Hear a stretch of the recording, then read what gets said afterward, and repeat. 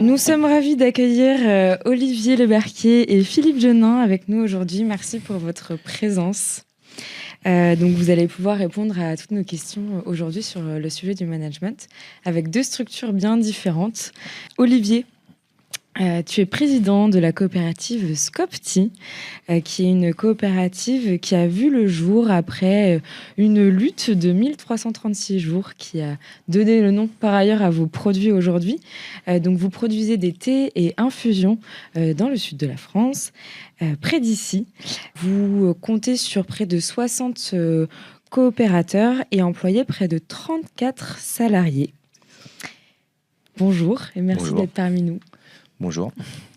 Philippe Genin, tu es co-directeur de l'ADEF-CFBT, le centre de formation de la Bourse du Travail, qui accompagne depuis 1892, tu me le disais tout à l'heure, des jeunes adultes en reconversion et des entreprises grâce à des formations, à la fois formation continue et formation en apprentissage à Marseille. Vous êtes aujourd'hui une grosse association puisque vous employez près de 100 salariés pour ce faire. Merci d'être parmi nous. Bonjour et merci aussi de nous accueillir. Je vous propose dans un premier temps, parce que vous le savez, les midis de l'emploi sont d'une heure, donc c'est assez rythmé. Je vous propose dans un premier temps de revenir un peu sur votre définition du management en interne, parce que c'est vrai qu'on a utilisé ce terme-là en communication. Et en fait, on s'est rendu compte au fur et à mesure de nos échanges que c'était même pas un terme que vous utilisiez vous-même dans vos structures. Donc, Olivier, je me retourne vers toi. Quelle serait votre définition du management, ou en tout cas, quelle est votre vision de ce terme-là, qui est finalement défini par un autre terme dans votre structure ? Alors, oui, bien sûr, ce terme-là, donc, comme on en a discuté auparavant, on ne l'utilise pas. Celui-là et d'autres. Moi, j'ai toujours tendance à dire... alors, je qualifie le modèle de société dominant, pour moi, c'est le camp d'en face. Nous, on est dans un camp et eux sont dans l'autre. Ils ont un modèle de fonctionnement complètement différent du nôtre et avec pas du tout les mêmes valeurs. Nous, quand on sort du conflit, pour avoir travaillé pendant plus de 30 ans pour ce type d'entreprise, une grosse multinationale univers, on a banni de notre vocabulaire tous les termes qu'ils emploient qui nous ramènent à ce type de mode de fonctionnement. Donc nous, on ne parle pas de management, on parle d'organisation du travail, on ne parle pas de ressources humaines, on parle de ressources des coopérateurs. Donc tous les termes qui nous ramènent à cette manière de faire fonctionner les entreprises, pas tous, il y en a quelques-uns qu'on conserve parce qu'il n'y a pas de souci sur certains, mais ceux qui ont des valeurs pour nous, qui nous ramènent à ce modèle de fonctionnement, on les a bannis. Puisque le thème de l'entretien d'aujourd'hui, c'est management en temps de crise. Donc autant la partie management, donc je vous l'ai expliqué, c'est pas un terme qu'on utilise, autant organiser l'entreprise quand on a des crises, on l'a fait. Alors nous, on a construit quand nous est arrivé, comme beaucoup d'entreprises, en 2020, on a commencé à sentir fin 2019, début 2020 qu'il se passait des choses et les risques derrière. Donc nous, on a construit ce qu'on a appelé un plan de continuité d'activité qu'on a mis en place à ce moment-là avec un certain nombre de règles en lien avec les institutions qui nous paraissaient importantes, notamment là on parlait d'une crise sanitaire, la médecine du travail, pour nous aider à nous accompagner sur les différents ce qu'on devait mettre en place pour pouvoir maintenir l'activité de l'entreprise. Donc c'est bien parce qu'on a aujourd'hui, merci d'être parmi nous, on a deux structures qui ont aussi vécu la période de la crise Covid, donc qui est en elle-même une situation de crise, et je pense notamment aussi à la production de biens, mais aussi les services, c'était quand même un sacré défi. Donc il y a sûrement certaines structures qui nous écoutent qui ont vécu aussi cette période-là. Aujourd'hui, on pourrait dire aussi qu'on en traverse une, surtout pour les secteurs associatifs, mais pas que. Je rappelle, on a aujourd'hui une SCOP avec Scopti et une association dans la formation professionnelle. Vous aussi, du coup, Philippe, vous, dans la structure que tu co-diriges, vous avez une manière particulière de voir le management, et c'est justement ça qu'on va voir. Au-delà des plans que vous avez pu mettre en place dans ces situations de crise, comment aujourd'hui votre modèle managérial organisationnel fait que vous pouvez les traverser de manière différente d'autres structures et peut-être d'une meilleure manière. À l'instar de Scopti, nous aussi on a du mal à employer ce terme de management, même si c'est un mot français. Souvent on croit que c'est un mot anglais, mais c'est une expression française, management. On utilise plutôt nous, on a un terme qu'on aime bien, c'est les pratiques directionnelles collectives, les PDC. Alors, c'est pas plan de développement des compétences, mais c'est pratiques directionnelles collectives. Et alors, ça permet de faire un pas de côté par rapport au management. Il y a le côté collectif dedans, bien sûr, hein, et il y a le côté tous les salariés de l'entreprise ont quelque part de ces pratiques-là directionnelles à mettre en œuvre, quel que soit leur niveau de responsabilité, puisque chacun a la responsabilité en tout cas du travail qui lui incombe.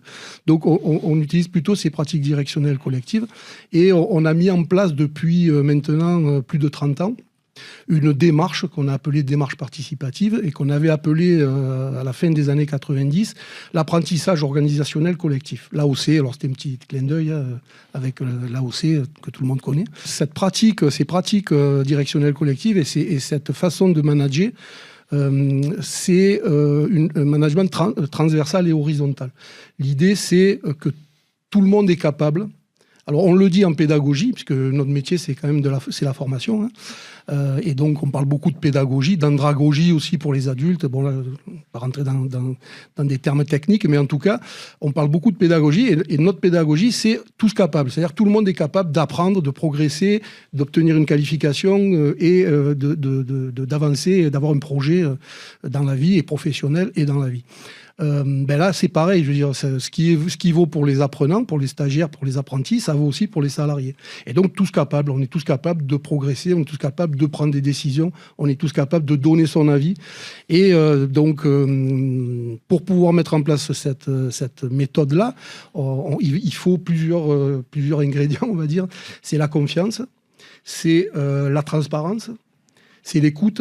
Et c'est surtout, ça s'appuie sur une organisation.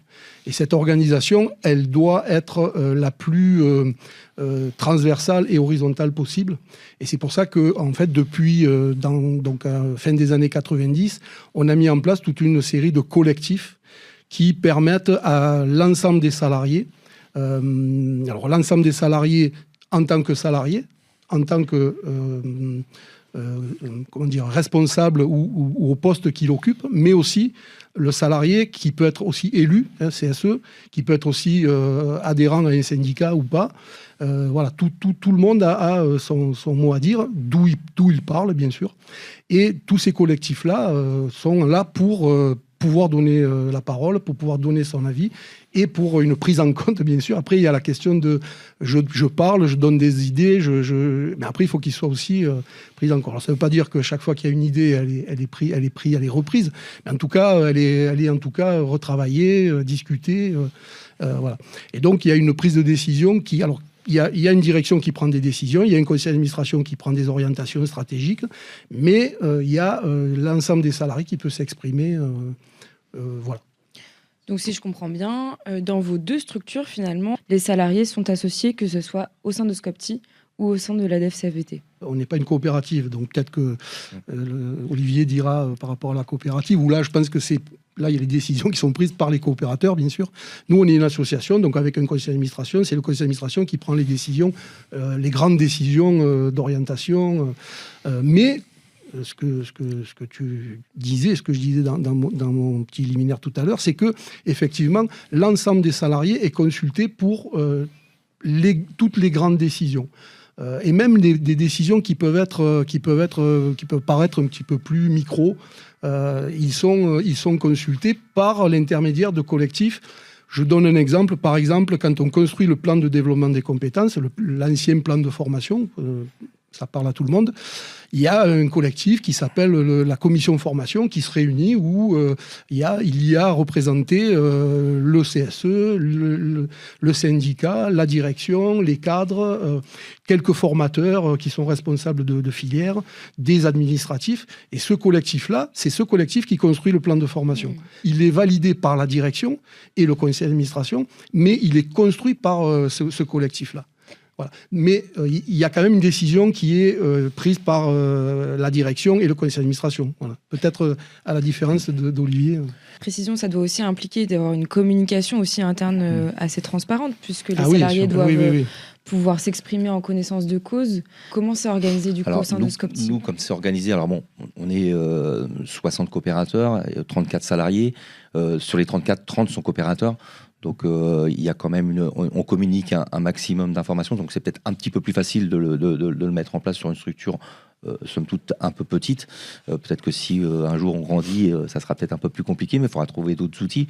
Notre mode de fonctionnement, nous, ce qui est souverain à Scopti, c'est l'assemblée des coopérateurs, que ça soit sur notre organigramme organisationnel, où c'est un grand cercle, ou l'organigramme fonctionnel, où on nous a imposé, parce que, comme je le disais tout à l'heure, comme on travaille pour d'autres structures de la grande distribution, il faut qu'on aille chercher des certifications. Et les certifications, c'est le modèle dominant qui les dirige. Et on nous a imposé l'organigramme, quand on leur a présenté l'organigramme en cercle, qui nous convient très bien, ils nous ont imposé de fournir l'organigramme en pyramide. Parce que pour eux, s'il n'y a pas de responsable, ça ne va pas. Donc il a fallu qu'on s'y colle.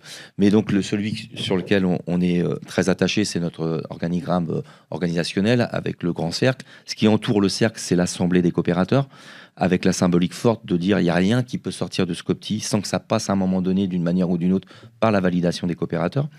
Ensuite, l'assemblée des coopérateurs élit son conseil d'administration, qui chez nous est élu pour une période de 4 ans maximum, révocable à tout moment. Si à un moment donné, une majorité des coopérateurs pense que l'orientation prise par le conseil d'administration, qui est l'organe de direction de l'entreprise, n'est plus bonne, une majorité peut la destituer et en mettre une autre en place, ce qui n'est pas le cas dans le camp d'en face, à ma connaissance. Derrière ce conseil d'administration, ce qui devient l'organe de direction, qui est élu encore une fois par les coopérateurs, a vocation à prendre des décisions. Mais nous, on a décidé de fonctionner avec ce qu'on appelle un comité de pilotage élargi. Donc le comité de pilotage, il est constitué de 3 personnes permanentes, le directeur général, le responsable des achats, planning, logistique, et moi-même, le président. On se réunit que très rarement que tous les 3. Ça peut arriver souvent pour fixer des dates, etc. Mais très rarement que tous les 3 pour prendre des décisions.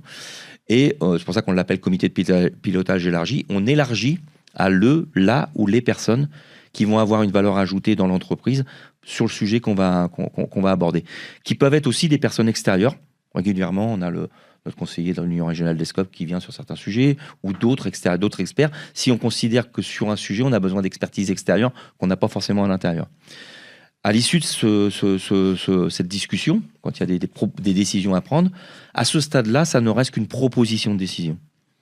On la soumet, alors on a une règle, on s'en émancipe très souvent.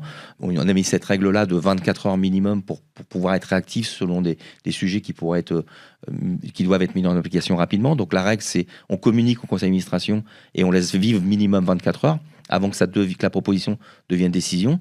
S'il n'y a pas d'amendement ou de retour négatif de cette proposition, ça devient une décision qu'on met en application. Mais, parce qu'il y a quand même un mais, cette décision qu'on met en application, on la communique à l'ensemble des coopérateurs. Alors des fois, c'est pas aussitôt, il peut y avoir des temps de réaction longs. On la met en application, ça s'applique.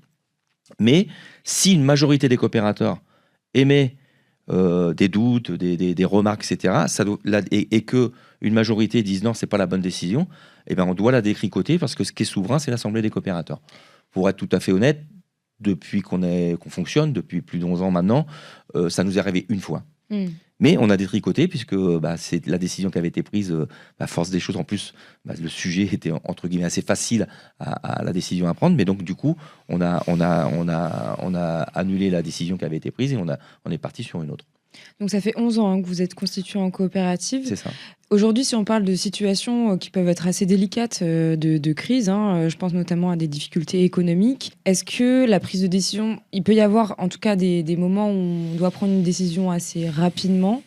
Est-ce que cette prise de décision, elle n'est pas ralentie justement par ces modèles de gouvernance horizontale qui nécessitent de devoir solliciter quasiment tous les salariés en fait pour... C'est un petit peu ce que je me disais au début quand on a commencé et ce qu'on nous faisait ressentir un petit peu. Moi, je le dis toujours, je l'exprime toujours de cette manière-là, avec la lutte des Fralib en 2014, quand on sort du conflit, nous, on a gagné contre la multinationale Unilever. On aurait bien aimé faire tomber le système capitaliste avec cette victoire, mais ça échappait à personne que c'est pas le cas. Et donc on fonctionne avec ce modèle dominant et avec lequel on a beaucoup de relations puisqu'on fait du commerce. On produit, mais il faut qu'on vende nos produits. Et donc, une grande partie de ceux qui achètent nos produits ne sont pas sur un modèle identique au nôtre.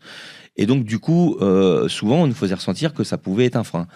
En fait, maintenant, avec plus de 10 ans de fonctionnement, je me rends compte que les mêmes qui, d'ailleurs, se plaignent très régulièrement de la lourdeur administrative, qu'en France, on serait moins réactif qu'ailleurs parce qu'il y a trop le fameux millefeuille, etc., ils n'ont pas de leçons à nous donner. Je peux vous garantir que sur certains sujets que je dois aborder avec eux, il y a des fois, j'attends plus d'1 an d'avoir la réponse de leur structure. Parce qu'eux aussi, ils sont dans un mode de fonctionnement avec des commissions, avec des services, etc. Et c'est du sujet pourtant qui devrait être très rapide. Je pense que oui, le modèle peut être un frein, mais quand je vois ce qui se fait à côté et dans d'autres modèles, on n'a pas à rougir de notre mode de fonctionnement. Je précise aussi dans l'explication le mode d'organisation qu'on a mis en place. On a mis déjà depuis maintenant plus de 3 ans, notamment avec la crise sanitaire, où on avait un peu plus de difficultés à réunir tout le monde parce que on nous incitait à éviter les réunions collectives. Donc il a fait qu'on mette d'autres outils en place. Et donc on a mis aussi sur certains sujets, maintenant, on a pris le rythme de faire des votes directs. Quand on a des sujets qu'on veut que ça aille plus vite, et on donne le maximum d'informations aux coopérateurs, et puis on organise des votes sur la décision à prendre. Et là, on est en direct sur la décision des coopérateurs, on passe pas par le comité de pilotage élargi. Au sein de la DFCVT aussi, on a les prises de décision sont aussi consultées. Est-ce qu'il y a une politique spécifique pour la diffusion des informations ? Oui, évidemment, on a une politique de diffusion de l'information. Alors, elle se fait à travers plusieurs outils. Un des outils qui est important pour nous, c'est l'Assemblée générale des salariés. On fait au moins minimum 3 assemblées générales par an. Ce qui permet à ces moments-là, alors c'est pas des assemblées générales où il y a la direction sur un pupitre et tous les autres qui s'endorment dans la salle. On fait des assemblées générales avec une animation, avec des gens qui bougent, qui font des ateliers, qui participent à des ateliers. L'idée, c'est d'informer les gens, les salariés, mais aussi qu'ils participent à cette assemblée générale par les échanges entre pairs et par des propositions qui peuvent venir améliorer ce qu'on montre, ce qu'on donne à voir. Ça, c'est un outil. On a aussi des outils internes de communication. On a un journal mensuel qui donne des informations sur les gens qui partent en formation, les gens qui partent, les gens qui arrivent, les différentes commissions qui se réunissent dans le mois, les différentes participations à des événements, les différents événements qu'on organise au sein de notre établissement. Voilà, donc il y a une information qui circule donc assez rapidement tous les mois.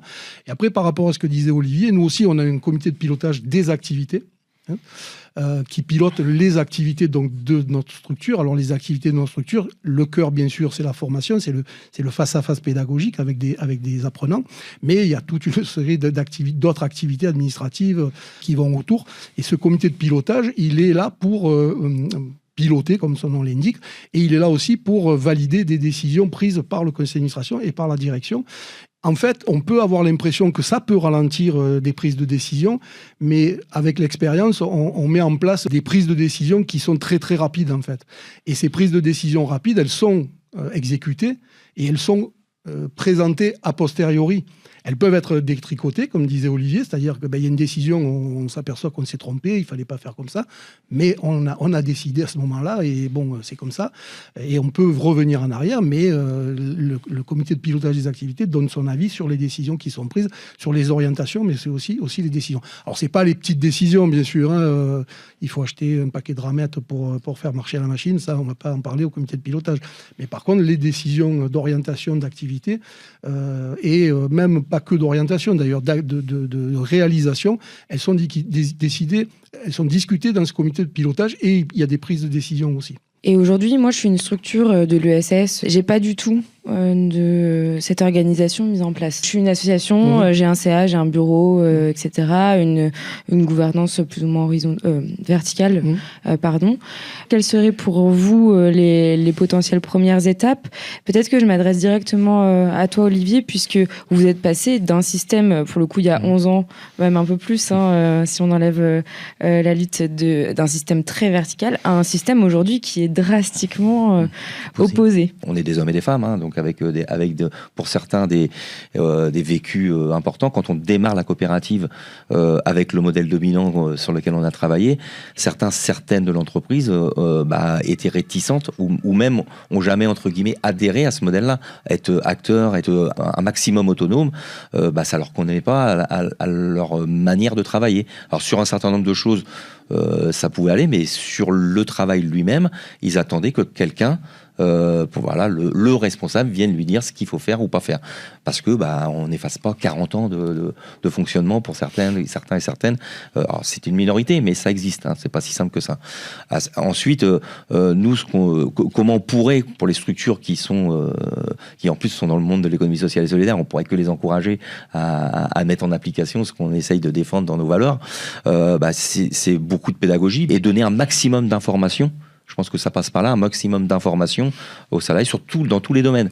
Nous, on laisse ouvert la totalité. Alors, ça peut être des fois un risque, parce qu'il y a peut-être des informations qui peuvent fuiter et sortir à l'extérieur qu'on ne voudrait pas.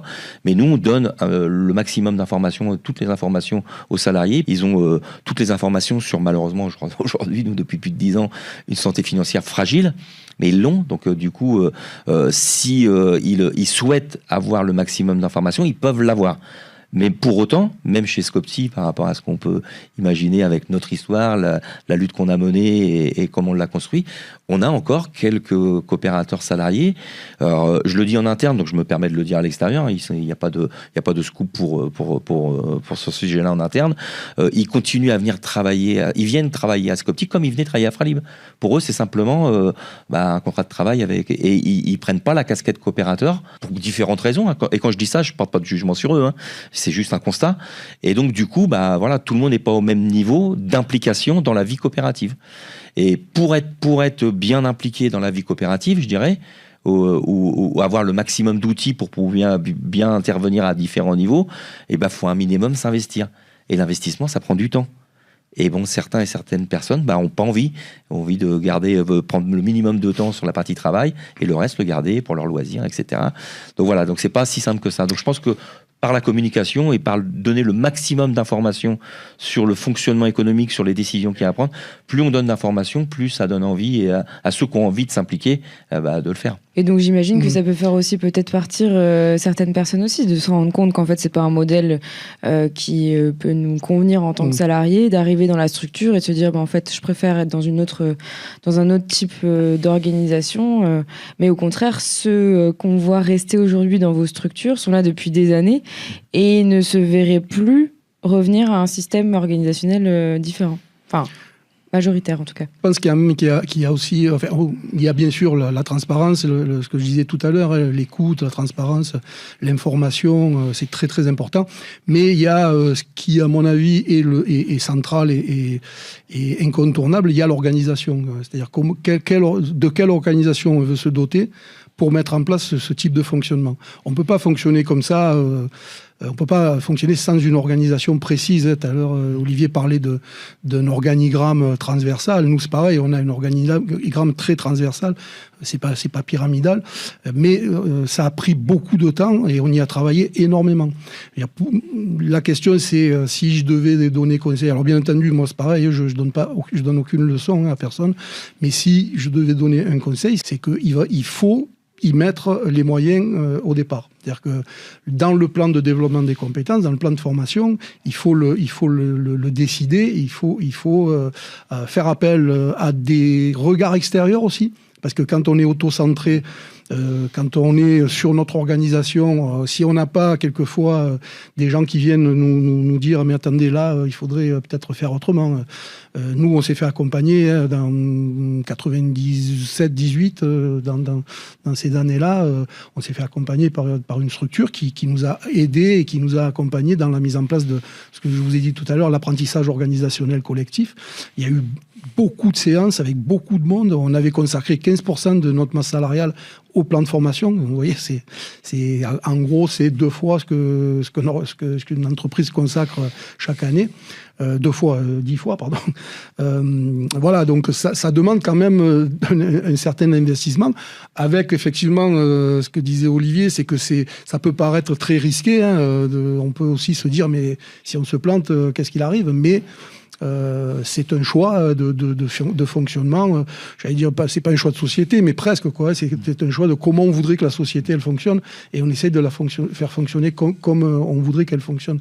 Mais il y a quand même un gros investissement, que ça soit en amont de la mise en place de l'organisation, mais tout du long après. Après, c'est tout le temps, quoi. Nous, par exemple, on a en gros plus de 10 comités collectifs qui réunissent régulièrement pendant le temps de travail. Ça veut dire que on accepte que les gens ils soient pas productifs, entre guillemets, pendant ces temps-là, même si pour nous ils le sont, puisque ça va permettre d'être efficace et efficient après. Mais ça veut dire que les personnes, les salariés, ils prennent du temps, ils se réunissent, ils travaillent, ils décident, ils réfléchissent, ils font des propositions sur des temps qui sont dédiés. Nous aussi, en 10 ans, il y a des structures de l'économie sociale qui peuvent nous accompagner dans ce domaine-là, dans le terme de conseils qu'on pourrait donner. Et on a pu bénéficier avec France Active de 2 DLA, oui. Dont un où à un moment donné, au bout de...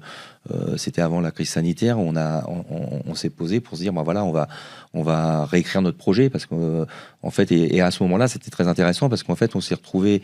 la première des questions que les intervenantes nous ont demandé, c'est comment vous appelez votre projet ? Et en fait, on était resté sur projet alternatif à la fermeture du site. Parce qu'en fait, le projet, on l'a écrit entre 2010 et 2014, quand on était en lutte, et qu'on se battait pour conserver nos emplois. On a écrit projet alternatif, un projet qui était assez... Mais après, derrière, on a enclenché, on a signé l'accord de fin de conflit, on a démarré l'activité, et on n'a jamais rien écrit derrière. Donc du coup, on a pris un temps avec l'ensemble des coopérateurs et salariés de l'entreprise pour revoir comment on réécrivait la nouvelle histoire. En fait, on n'était plus dans conserver nos emplois, ça y est, on avait gagné contre l'univers.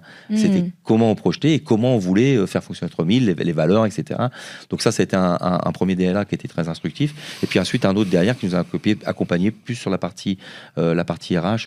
DLA, du coup, c'est le dispositif local d'accompagnement, qui est un dispositif qui est coordonné au niveau régional, donc en Provence-Alpes-Côte d'Azur, mais qui est aussi porté par des acteurs comme France Active sur certains départements, dans l'ensemble des départements, et qui propose des accompagnements pour l'ensemble des structures de l'ESS, donc qui peuvent être prises en charge pour la plupart. Donc n'hésitez pas à regarder, donc qui est piloté au niveau régional par la CRES, la Chambre régionale de l'économie sociale et solidaire.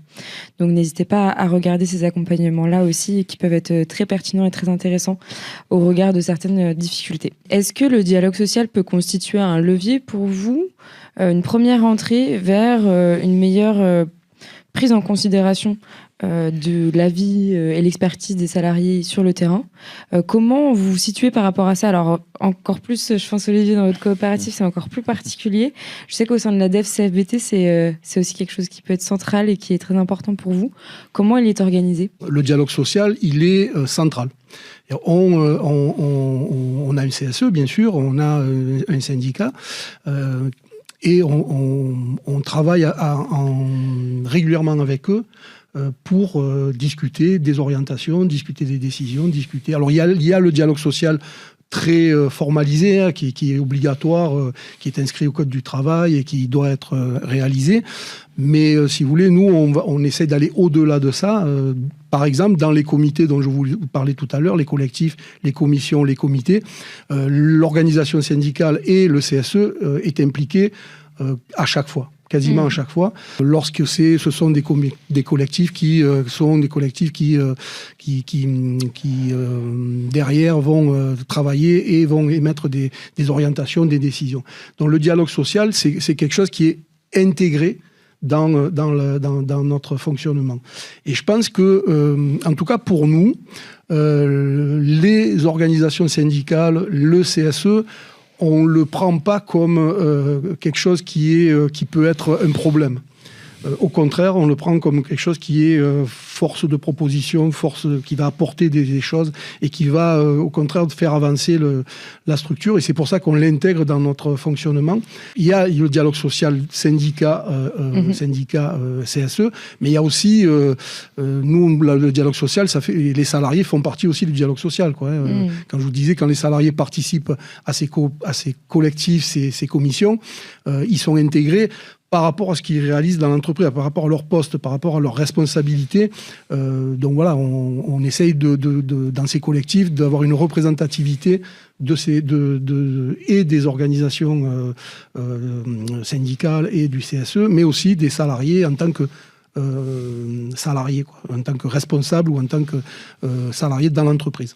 On pourrait considérer que dans un premier temps, déjà avoir peut-être formé ces équipes et formé ces élus CSE au dialogue social, mais aussi les équipes de direction au dialogue social pour changer potentiellement les clichés qu'on peut avoir du dialogue social, hein, parce que on sait que parfois ça peut être conflictuel, ou en tout cas on le voit comme une instance qui amène sur la table des sujets conflictuels, alors que ça peut être simplement aussi être un peu plus proactif sur la prise de décision pour le collectif. Est-ce que du coup, agir sur ces formations en formant ces élus, mais aussi commencer par organiser peut-être des groupes de travail en interne sur certaines thématiques. Alors, peut-être pas tout de suite sur des décisions hyper stratégiques, mais au moins pour mettre un pas vers plus d'implication des salariés. Est-ce que pour vous, ça pourrait constituer une première bonne porte d'entrée pour les structures qui n'ont pas de gouvernance de ce type-là aujourd'hui ?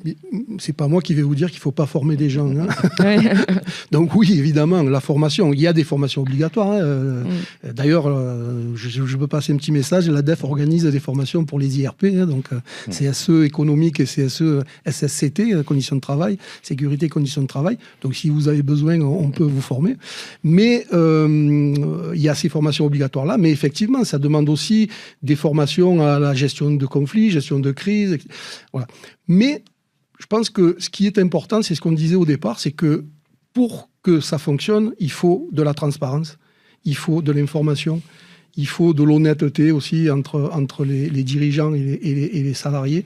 Si à ça, on peut commencer à discuter, à mettre les choses sur la table, à créer ces petites commissions comme tu le proposais. Oui, ça peut passer par là, effectivement. Mais je pense que quand même se faire accompagner aussi, c'est une bonne solution par des gens qui ont réfléchi déjà en amont ou qui peut-être l'ont mis en place. C'est bien de se faire accompagner. Mais oui, et si derrière, il y a la transparence, il y a la communication, il y a la confiance, du coup, parce que la confiance, ça se gagne, ça se décrète pas. Je pense qu'on peut petit à petit mettre en place ce type de fonctionnement qui fonctionne quand même pas mal, quoi, et notamment en temps de crise, qui permet, lorsqu'il y a des crises, on en parlera peut-être tout à l'heure, mais lorsqu'il y a des crises, de très facilement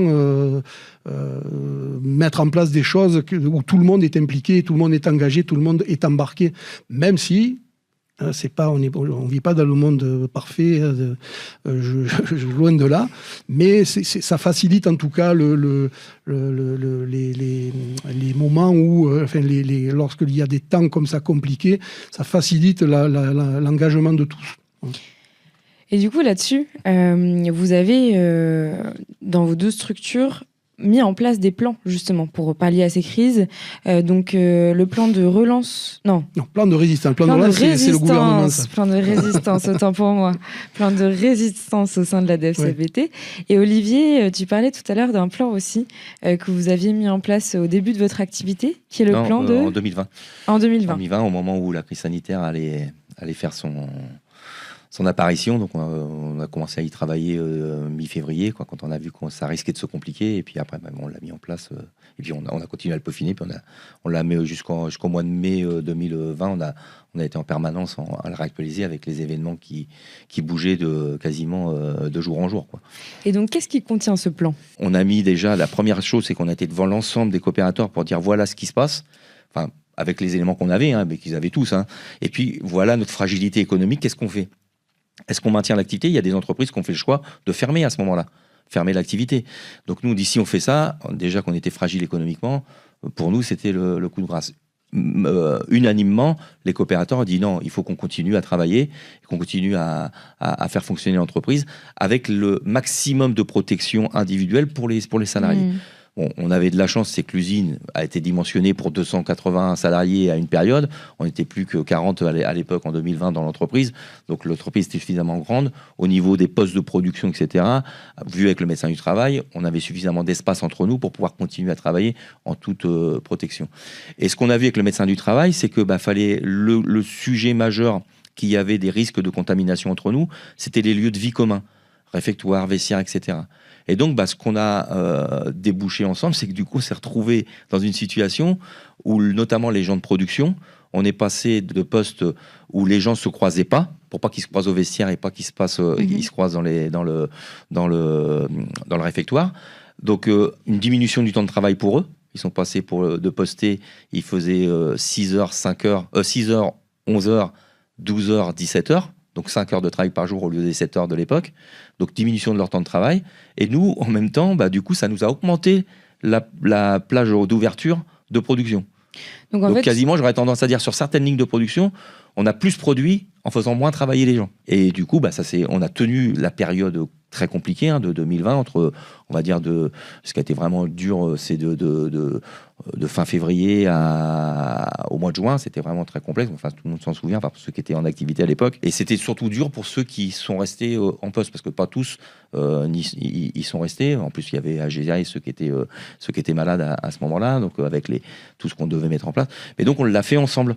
On ne l'a pas fait un petit noyau de son côté, on l'a fait ensemble avec l'ensemble des salariés. Oui, c'est ça. Donc en fait, vous avez eu un changement drastique de l'organisation du travail, mais pour autant, ça s'est plutôt bien passé pour l'ensemble de l'équipe salariée, parce que cette équipe a été aussi consultée et prise en considération dans l'ensemble de la prise de décision liée à ces conditions assez particulières. Au sein de l'ADEF CFBT, quels sont les éléments que vous regardez aujourd'hui dans ce que vous appelez votre plan de résistance? Alors en fait, on a construit. Alors c'est vrai que pour une structure de 100 salariés, après j'imagine qu'il y a des petites structures qui sont peut-être plus alertes que nous, où il y a quelques salariés, ça va peut-être plus vite. En tout cas, pour une structure où il y a quand même 100 salariés, c'est pas pareil. On a, je pense, une capacité de réactivité et surtout une capacité de construction de réponses collectives qui permettent l'appropriation et l'engagement des salariés dans la mise en œuvre de ces plans, de ce plan. Là, on parle du plan de résistance qu'on a construit cette année, qui permet de répondre à des difficultés qu'on rencontre qui sont dues à une perte de marché. Voilà, donc on a perdu des marchés et en plus, il y a une baisse des budgets. Tout le monde le voit à l'heure actuelle, une baisse des budgets drastique de la part des financeurs publics, régions, États, France Travail, etc. Et donc, on se retrouve dans des difficultés. Et plutôt que de faire un plan de sauvegarde de l'emploi, on essaye de trouver des solutions collectivement. Et le plan de résistance est un élément de solution qui permet, est l'élément de solution qui va permettre de répondre à ça. Et on l'a construit collectivement. Collectivement, ça veut dire avec l'organisation syndicale, avec le CSE, avec l'ensemble des collectifs dont je vous ai parlé tout à l'heure. Et on l'a présenté aux salariés lors d'une assemblée générale qu'on a organisée il y a quelques mois. En fait, c'était au printemps, à peu près. On a présenté 52 actions qu'on a imaginées ensemble. 52 actions. Alors bon, c'est des actions qui peuvent être assez petites, mais aussi des actions qui peuvent être importantes. Et voilà. Après, on a un suivi de ces actions. On évalue aussi les actions tous les 2 mois, mois et demi, tous les 2 mois à peu près, avec un comité qui permet d'évaluer là où on en est de ces actions. On a bien entendu des outils informatiques, tableau Excel, etc., qui permettent de voir là où on en est en pourcentage de l'atteinte de ces actions-là. Et ces actions sont censées nous amener à un budget un arrêté des comptes 2025 à l'équilibre. Bon, là, on est au mois de novembre, je ne sais pas si on va y arriver, mais en tout cas, voilà, l'objectif, c'est ça. Et tout le monde participe, tout le monde est engagé dans ce plan d'action. Et moi, je suis toujours très, très étonné de la réactivité, de la capacité à réagir de l'ensemble du personnel. Alors, comme je le disais tout à l'heure, on n'est pas dans un monde parfait. Il y a bien entendu des niveaux d'engagement plus ou moins forts, qui sont plus ou moins forts à des moments aussi, des différents moments. On peut avoir des gens qui sont beaucoup engagés à des moments donnés, qui le seront un petit peu moins après, et inversement, d'autres qui sont peut-être pas engagés dès le départ, mais qui après prennent la mesure de ce qu'il faut faire. Voilà, mais en tout cas, par rapport au sujet qui nous intéresse, ça, pour moi, si vous voulez, on peut le faire rapidement, parce qu'on a une pratique quotidienne de cette démocratie participative, entre guillemets, dans l'entreprise. Et donc, est-ce que tu penses que d'avoir cette démocratie participative fait aussi mieux accepter aux salariés les prises de décision qui peuvent parfois être un peu drastiques ? Non, mais justement, tu vois, toi, tu dis ça fait mieux accepter aux salariés. L'idée, c'est pas de faire accepter aux salariés. C'est que les salariés, ils ont construit le plan. Ils le construisent avec nous. Donc, ils n'ont pas besoin de l'accepter. C'est eux qui l'ont construit. Donc, ils vont le mettre en œuvre parce qu'ils l'ont construit. Alors, il peut y avoir, bien sûr, des trucs sur des actions en disant « mais moi, j'aurais pas fait comme ça ». Bon, OK, majoritairement, on a décidé de faire cette action. Bon, on y va. Mais ils l'ont construit. On n'est pas là pour leur faire accepter quoi que ce soit. On n'est pas là pour leur faire avaler des couleuvres, tu vois.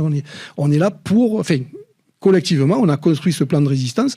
Et je rappelle toujours, quand même... On n'est pas dans un monde parfait. Hein. Il y a des difficultés, il y a des résistances, il y a des fois on est obligé de cadrer, de recadrer. Mais tout ça, ça se fait dans la transparence et avec le collectif. Mais donc, comme on l'a tous construit ensemble, alors quand je dis tous ensemble, on n'a pas fait une grande assemblée où tout le monde a donné ses idées et on a noté les actions. Ça se fait dans les collectifs dont je vous ai parlé.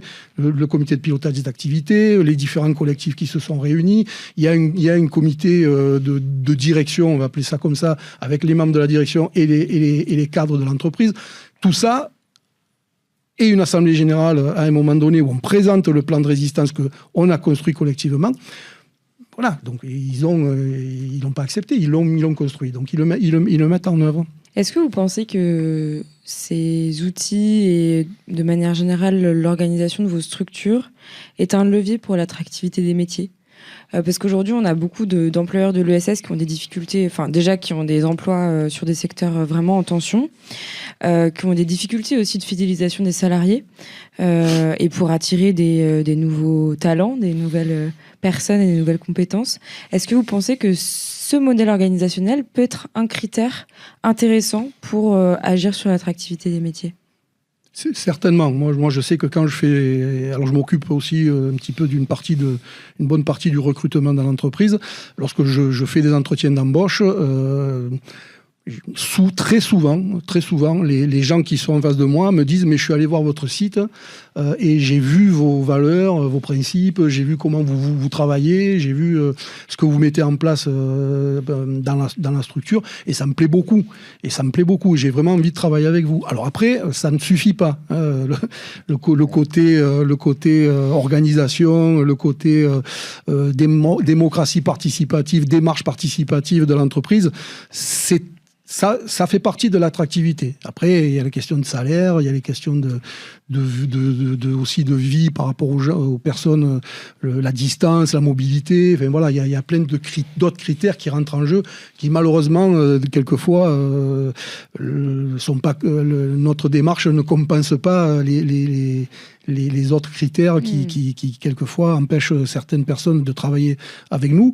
Mais en tout cas, oui, je pense que c'est quelque chose qui fait partie, qui participe de l'attractivité dans notre structure, en tout cas. Vous aussi, à Scopti? Oui, c'est globalement la même réponse pour Scopti, parce qu'en fait, nous, on a déjà, avec notre histoire, la première des choses, c'était d'intégrer l'ensemble des coopérateurs, des salariés qui avaient lutté contre Unilever et qui sont montés en coopérative, et d'intégrer les 46 qui avaient la volonté d'y être salariés. Donc ça, c'est ce qu'on a fait dans la première période.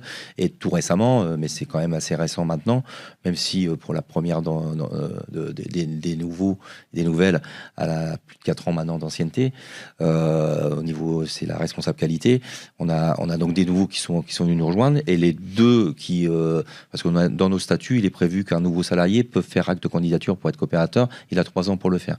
Donc les deux nouveaux, que ce soit la partie responsable qualité ou la partie commerciale, pour le responsable commercial, les deux ont fait acte de candidature pour être coopérateur au bout des 3 ans. Et là, on a 4 nouveaux qui sont arrivés, donc ça vient à leur tour.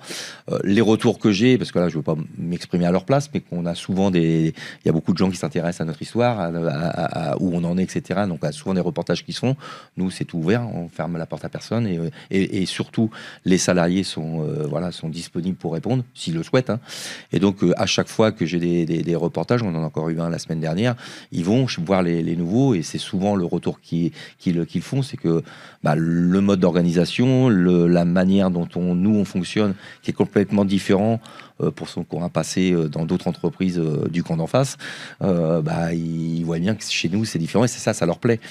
Et donc de ce côté-là, c'est une attractivité, mais je rejoins, on a les mêmes difficultés par rapport à un moment donné sur certains secteurs d'activité où le salaire, c'est quand même une des points que regardent les candidats. Et là, il y a des fois, on ne peut pas lutter, parce que je pense par exemple, dernièrement, on recherchait un commercial au niveau régional. On a mis du temps, on a réussi à trouver quelqu'un, et puis au bout des 15 jours de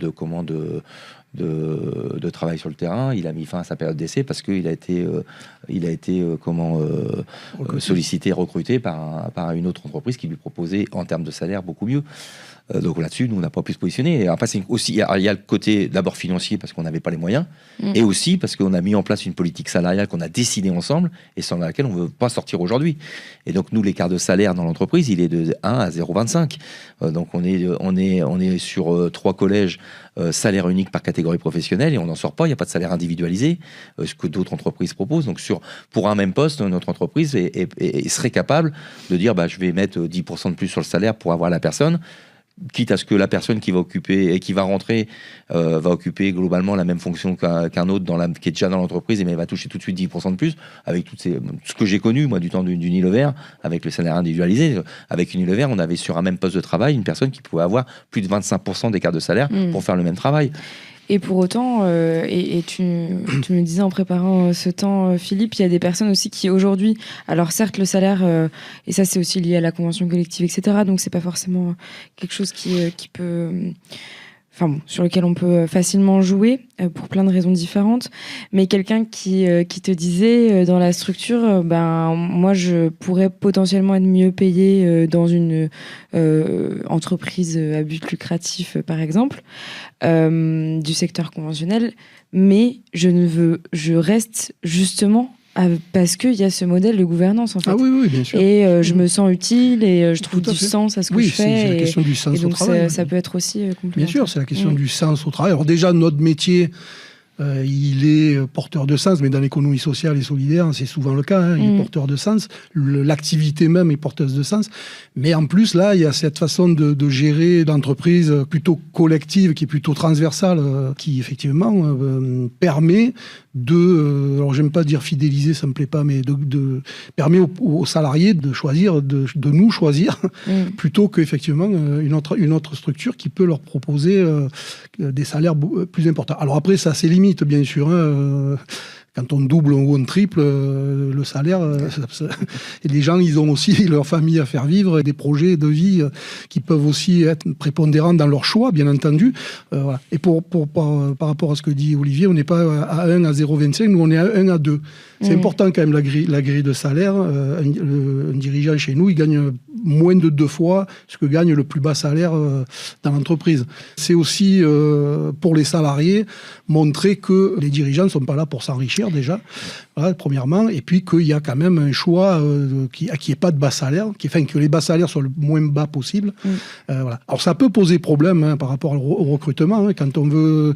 les dirigeants de ces structures, souvent, à un moment donné, ils vieillissent, ils prennent leur retraite, ils s'arrêtent. Qui va prendre le poste de dirigeant dans une structure comme la nôtre avec les salaires qui sont proposés? C'est pas évident à trouver. Donc ça peut aussi poser quelques problèmes derrière. Juste, je voulais dire que nous, on applique la convention collective des organismes de formation, c'est notre convention collective, mais on a une convention d'établissement, c'est-à-dire une convention qui va au-delà de la convention collective, qui est tout le temps travaillée collectivement avec l'organisation syndicale, bien sûr, mais qui va au-delà. Les seuls salariés qui sont en dessous de la convention collective au niveau des salaires, c'est Et juste sur les écarts de salaire, je précise que nous, on vient d'une structure avec Unilever où l'écart de salaire était de 1 à 220. Ah oui, d'accord. Ça donne un ordre d'idée. Voilà, donc on est loin de tout ça. Et même si demain, et je le précise, si demain on avait des moyens économiques, on arrivait à sortir et de faire fonctionner, de bien rentabiliser l'entreprise Copti, on n'a pas la volonté de venir avoir des salaires de 1 à 220. On va rester. Je vais prendre quelques questions qui ont été posées sur le SMS Wall. Est-ce que changer de mode de management est possible dans une crise? La preuve, pas de management, d'organisation du travail, mais on l'a fait, on en a fait la démonstration, comme je le disais tout à l'heure, dans notre plan de continuité d'activité. Et il a fallu qu'on change et on a changé. Et là, même là, encore aujourd'hui, pour différentes raisons, on adapte l'organisation du travail. Alors moi, je dirais oui, évidemment, mais c'est mieux de se préparer, d'anticiper les crises. C'est mieux de se préparer, de se réfléchir à ce moment, au moment où il y a où ça roule plutôt, où ça va plutôt bien. C'est bien de se poser la question de est-ce que je peux imaginer un nouveau management qui est un peu plus transversal, horizontal, participatif, et qui permettra de passer les crises, à mon avis, un peu plus facilement. Quel équilibre entre transparence totale et relative? Toutes les vérités ne sont pas bonnes à dire et potentiellement anxiogènes. La transparence totale, pour moi, ça n'existe pas. Mais moi, quand je parle de transparence, c'est les éléments stratégiques, les éléments financiers, les éléments qui sont le cœur du fonctionnement de l'entreprise. Ça doit être transparent. Après, les questions de salariés, les questions entre les personnes, etc., il y a une histoire de confidentialité déjà, pas de mettre sur la place publique ce qui se passe pour certains. Il faut arriver à gérer un petit peu. L'expérience apporte beaucoup, savoir ce qu'il ne faut quelquefois pas dire, mais en règle générale, la transparence, elle est très importante. Quand il y a des difficultés, par exemple, ce que disait Olivier, nous, on communique le budget prévisionnel et on communique les situations au fur et à mesure, notamment dans nos assemblées générales, où on montre là où on en est. Le plan de résistance, par exemple, dont on parlait tout à l'heure. Sur le plan de résistance, il y a des éléments financiers. Qui montrent que si on n'atteint pas cet objectif-là, on va avoir des difficultés. Et donc, il y a quand même une certaine transparence. Après... Il y a effectivement des fois des choses qui ne doivent pas être dites, ne serait-ce que par rapport à des histoires de confidentialité. Ouais, moi, je rejoins complètement la confidentialité. Par exemple, au niveau, nous, on est sur une organisation, sur du travail pour une partie en production, le bruit, la poussière, des charges de lourdes des fois par moment à lever. Donc on suit ce que la médecine du travail nous dit. S'il y a une restriction médicale à une personne, elle va pas nous dire déjà, sauf si la personne veut le partager avec nous, pourquoi elle a mis une restriction médicale. Et puis surtout, ça l'appartient à la personne et nous, on n'a pas à le communiquer à qui que ce soit. Donc il y a des situations comme ça où forcément on peut pas aller complètement transparent. Donc ça, je te rejoins complètement. Après, est-ce que c'est la manière dont on pratique peut être anxiogène? Oui, quand on est dans une situation comme la nôtre, par exemple, où on partage complètement toute la situation économique de l'entreprise. Forcément, quand on va devant les coopérateurs et qu'on dit, voilà, le prévisionnel, on espérait, par exemple, l'année dernière, on avait notre chiffre d'affaires qui allait exploser, qui allait augmenter, faire notre meilleur chiffre d'affaires en 2024, on le savait, on pensait que ça allait nous suffire pour atteindre le point d'équilibre. Malheureusement, quand on a commencé à travailler sur le prévisionnel, on voyait rapidement que ça allait pas être le cas. On l'a partagé avec les salariés. Et donc, déception, forcément. En tout cas, aujourd'hui, il faut savoir qu'il y a aussi des structures qui existent et qui accompagnent les entreprises. Quand je dis entreprise, j'entends aussi associations, coopératives, mutuelles, enfin, toutes les structures de l'économie sociale et solidaire dans les situations qui peuvent être compliquées, que les difficultés, notamment économiques, mais pas que. En Provence-Alpes-Côte d'Azur, il y a un parcours qui s'appelle Jouons collectif et solidaire, qui est aussi soutenu et piloté par l'État, la DRETS, et qui comprend des accompagnements de France Active sur des questions économiques, mais aussi du DLA régional et des DLA départementaux. Vous pourrez retrouver également les dispositifs mis en place par le mouvement associatif, mais aussi par l'UDES pour soutenir les employeurs en situation de difficulté. Donc je vous informe qu'on a mis en œuvre et qu'on a lancé le dispositif SOS Employeur ESS il y a maintenant 1 mois et demi, un dispositif de soutien entre pairs, donc des employeurs qui se mettent à disposition pour vous écouter, partager leur expérience et leurs conseils de manière bénévole, pour faire en sorte que vous puissiez aussi sortir un peu la tête de l'eau et puis éventuellement découvrir aussi et avoir accès à un certain réseau et vous rediriger vers des accompagnements qui existent, qui pourraient répondre à vos problématiques. Donc n'hésitez pas, si vous souhaitez contacter les membres de ce dispositif, il y a l'adresse mail qui va se mettre en bas de votre écran, sosemployeurpaca@udes.fr. Donc on est à votre disposition. Merci beaucoup pour l'ensemble de ces éléments très riches sur les modèles de managériaux. Alors j'ai du mal maintenant à utiliser ce terme-là, mais on se comprend quand même comme ça. En tout cas, les modèles organisationnels qui font que on peut aussi passer de manière un peu différente sur les situations de crise, ou en tout cas le gérer collectivement ensemble et que ce soit compris pour pouvoir anticiper les difficultés. Donc merci pour vos regards, vos retours. J'espère que ce temps vous aura plu aussi et aura répondu à vos questions. Merci encore à l'URSCOP, l'Union régionale des SCOP, pour son accueil dans les locaux, et à Cityscope pour la production. Et puis je vous dis peut-être à très bientôt.